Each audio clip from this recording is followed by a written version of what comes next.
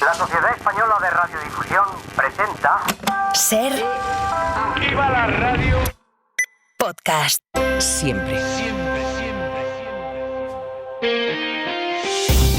Las 7 de hoy por hoy. Ser Podcast. Hola, muy buenos días. El fundador y consejero delegado de Glovo, Óscar Pierre, declara hoy ante una jueza en Barcelona por un delito contra los derechos de los trabajadores. Fue ayer, en vísperas de esta citación, cuando su empresa aseguró que va a regularizar a sus trabajadores.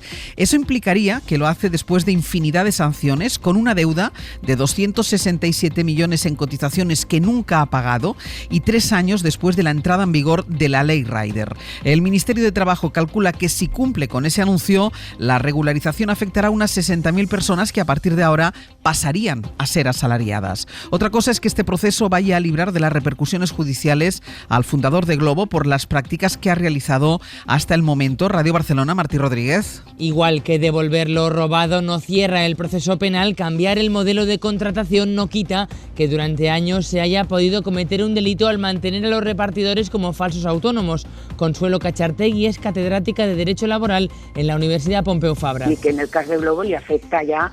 Dice que el anuncio de Glovo no quita que lleven 3 años desde que se aprobó la Ley Rider en 2021, incumpliendo la legislación. Una inspección de trabajo detectó el año pasado a cientos de riders que todavía son falsos autónomos. La envió a la Fiscalía de Barcelona y esta se querelló contra Pierre, que declara hoy como imputado ante el juez a partir de las 10. Anoche, en hora 25, la ministra de Trabajo, Yolanda Díaz, aseguró que constarán todos los años cotizados que ya han trabajado para la compañía. José Luis Astre, hola. Hola, buenos días. Y es que me parece que las grandes empresas en este país estaban acostumbradas a llegar a un despacho de un ministro, de una ministra, como soy yo, y de alguna manera, digamos que no actuar como se ha hecho. No están acostumbrados a que se les dijera no rotundo y que no mandaban ellos y que la ley se iba a aplicar como se aplicó. La vicepresidenta aseguró que el principio de legalidad se va a imponer también, por tanto, sobre Glovo. La empresa lleva años sorteando la normativa. Tanto es así que competidores como Just Eat la han demandado por competencia desleal. Le reclaman 295 millones de euros. La declaración del fundador de Glovo ante la juez se va a producir en un día en el que hablaremos mucho de empleo, porque en un par de horas se publican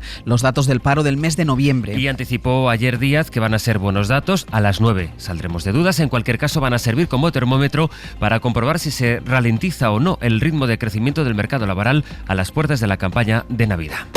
El gobierno francés pende de un hilo. La extrema derecha de Marine Le Pen está dispuesta a apoyar la moción de censura de la izquierda que se vota mañana o a más tardar el jueves. Si prospera, el primer ministro de centro derecha, Michel Barnier, apenas habrá pasado 90 días en el cargo. Barnier se enfrenta a 2 mociones de censura. La primera es de la izquierda. Et donc la manière de sortir de l'impasse politique dans lequel nous a plongé le président que de la argumenta République. que está gobernando el perdedor de las elecciones porque fueron ellos, el Frente Popular, quien ganó la segunda vuelta de las legislativas. La ultraderecha ha presentado otra moción y Le Pen asegura que apoyará la del Frente Popular si es necesario para que pueda tumbar al gabinete que nombró Macron para impedir que gobernase ese frente de izquierdas o reagrupamiento de Marine Le Pen. Barnier se encuentra con esta contestación en todo caso por haber aprobado por decreto el presupuesto de la Seguridad Social. Aquí en España, después de que el PSOE cerrase su congreso llamando a la resistencia frente a lo que considera que es una campaña de acoso, el juez del Tribunal Supremo llama a declarar como imputado al exministro y ex número 3 del partido, José Luis Ábalos. Cita también a Koldo García y a Víctor de Aldama. En el PSOE, silencio.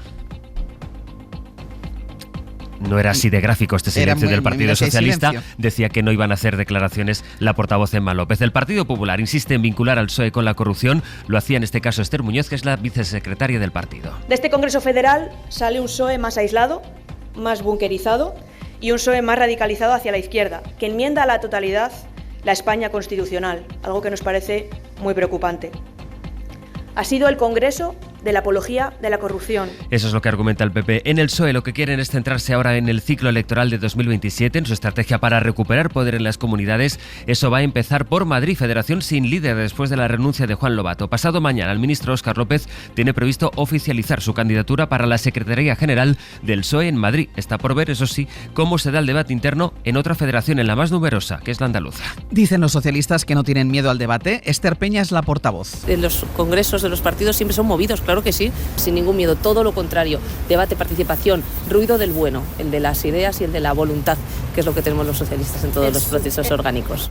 El Partido Socialista, por cierto, ha demandado a la empresaria que aseguró que llevó a Ferraz 90.000 euros en bolsas por orden de Víctor de Aldama. Creen en el partido que todo esto forma parte de la espiral judicial contra ellos, que lanza acusaciones falsas para ganarse el apoyo del espacio político que los denuncia. Es martes, es 3 de diciembre. Hoy por hoy noticias.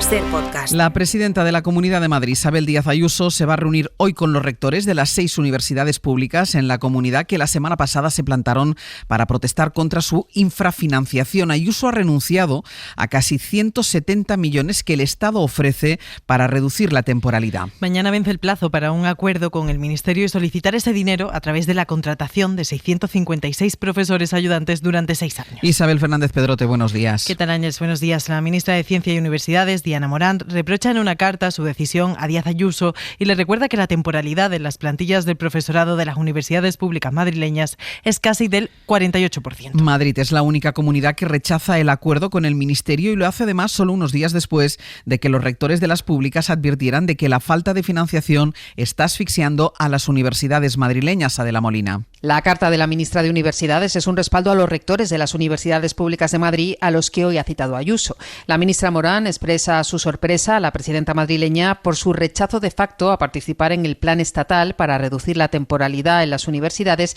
que sí han aceptado, sin embargo, las otras 16 comunidades autónomas. Morán le recuerda a Ayuso que eso supone renunciar a 169 millones de euros aportados por el Gobierno de España durante los próximos 6 años y a la creación de más de 1.000 nuevas plazas de profesor.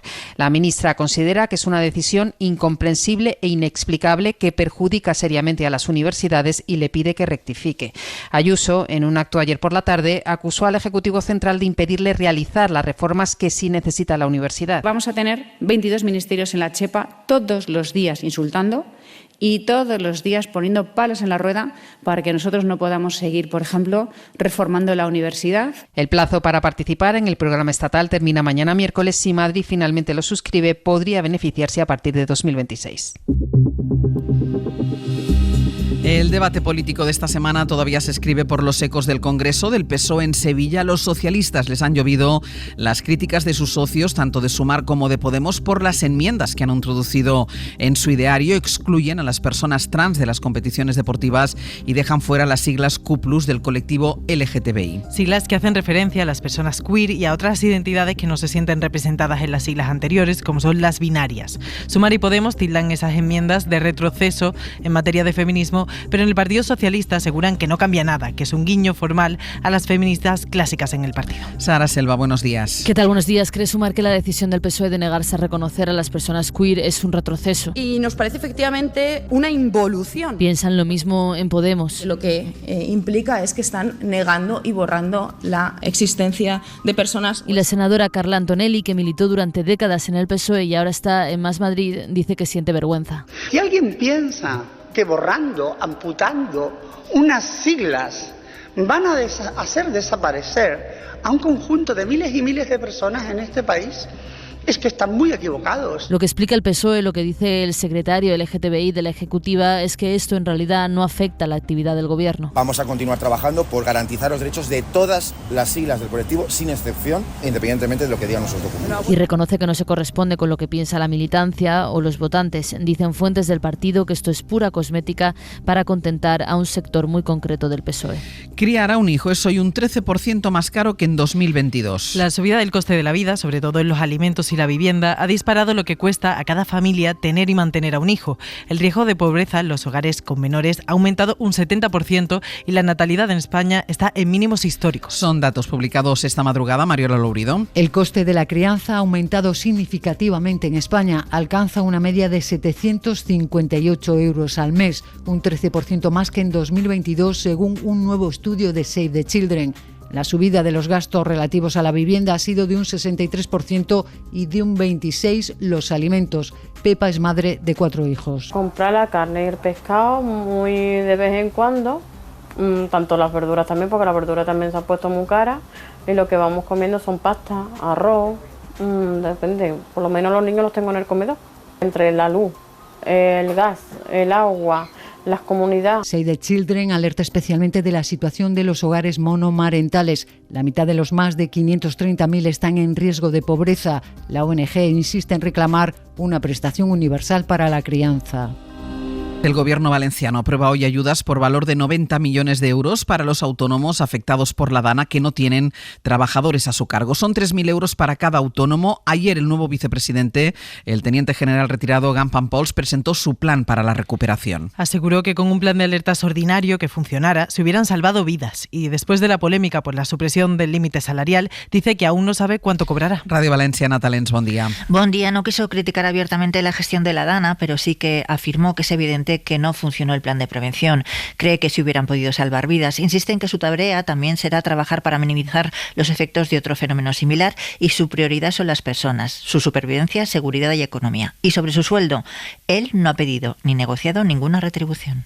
En las Fuerzas Armadas desde el siglo XVI hay un verso que define muy bien lo que es un militar y hay una parte muy clara que dice ni pedir ni rehusar. Yo no he pedido jamás lo que no me corresponde y jamás he rehusado a lo que sí me corresponde. Sí que admite que ha habido un error de comunicación porque la supresión del límite salarial, dice, se ha hecho antes y con todos los gobiernos.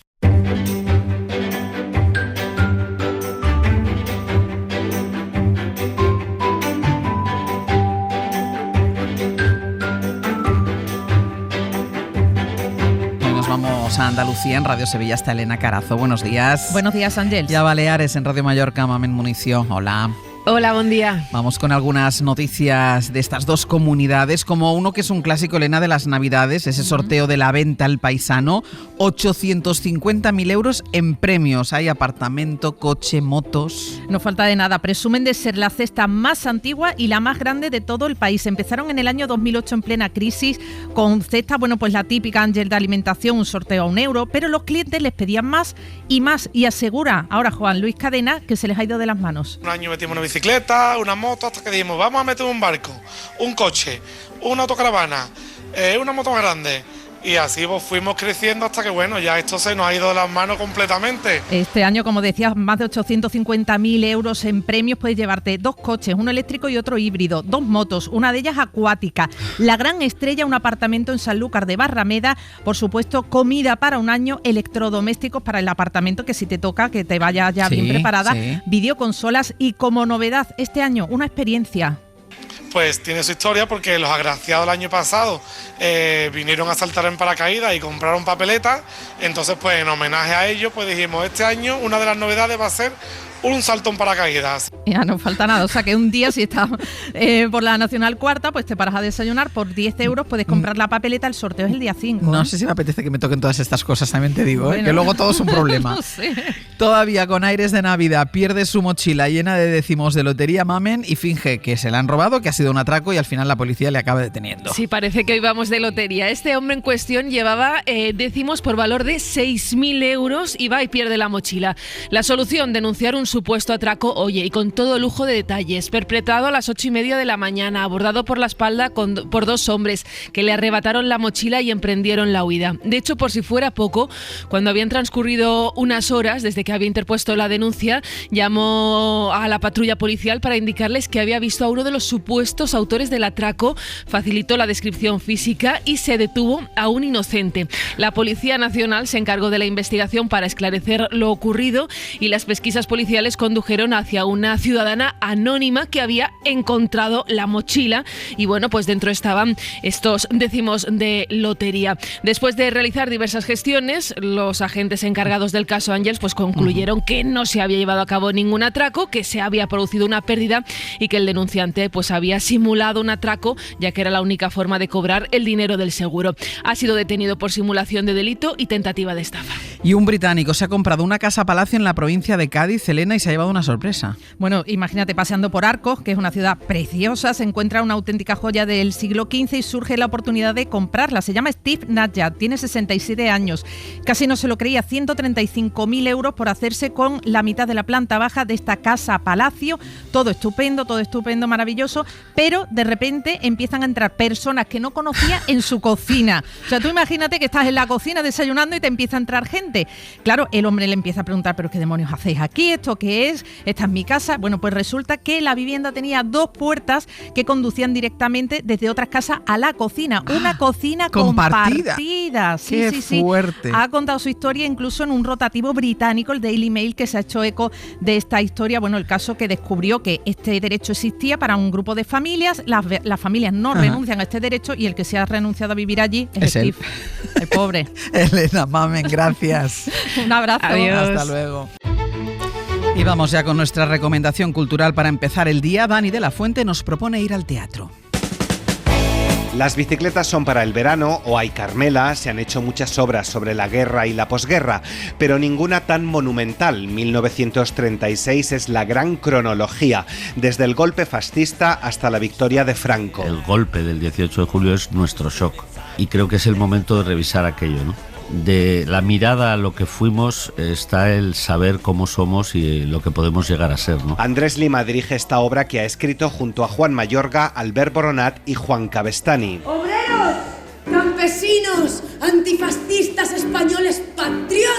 En ella recogen los textos de numerosos historiadores, los discursos de Azaña, Franco y Mola y también historias cotidianas. Blanca Portillo, Alba Flores o Willy Toledo están acompañados de un grupo de jóvenes de hoy que escuchan discursos fascistas de entonces. Más de 4 horas dándolo todo, están todos extraordinarios. Para meternos en la verdad de lo que sucedió con la emoción, ¿no? ¿Qué se siente, qué se podía sentir en España en aquella época? Y para mí uno de los elementos fundamentales es el renacimiento del fascismo hoy. 1936 es un relato antifascista que mira a nuestro pasado para defender los valores republicanos en el presente y en el futuro. Las entradas están prácticamente agotadas, pero cuentan con una extensa gira nacional cerrada para 2025. Para no perderte ningún episodio, síguenos en la aplicación o la web de la SER, Podium Podcast o tu plataforma de audio favorita.